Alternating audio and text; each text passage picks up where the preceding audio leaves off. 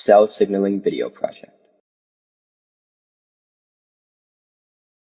Many people across the world have familial hemiplegic migraine, a disease that causes severe migraines and auras in its victims.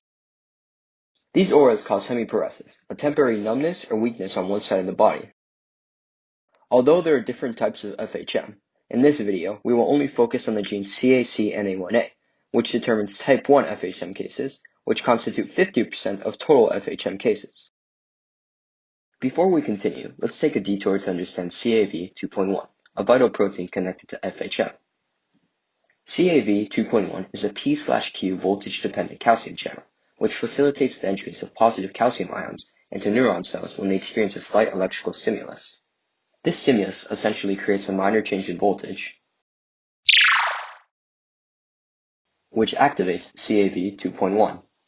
When the protein is activated, it allows for positive calcium ions to enter the cell, through the alpha-1 subunit of the protein specifically. The entrance of these calcium ions causes the cell to become more positive, thus depolarizing and exciting it.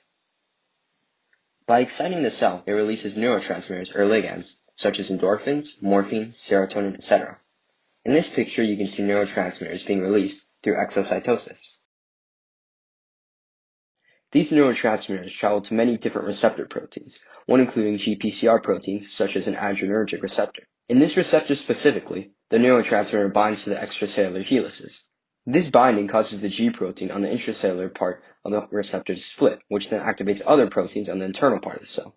Thus, the signal has officially traveled through its complete transduction pathway, starting from the original neuron cell to this new cell with an adrenergic receptor.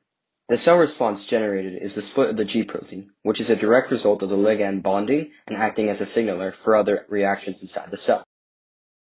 Due to a mutation in the CACNA1A gene, individuals with type 1 FHM have an abnormal alpha-1 subunit in CAV 2.1 that allows for more than the correct amount of calcium ions into the cell. The amount of neurotransmitters released is directly proportional to the amount of calcium ions let in, so more than the correct amount of neurotransmitters are released.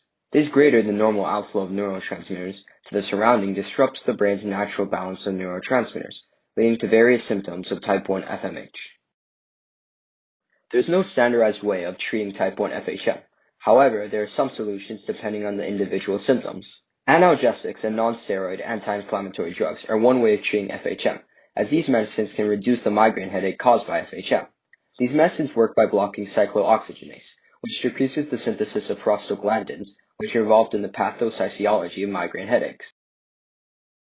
Standard preventative medicines for regular migraines can also be used to treat type 1 FHM by way of preventing the migraines in the first place.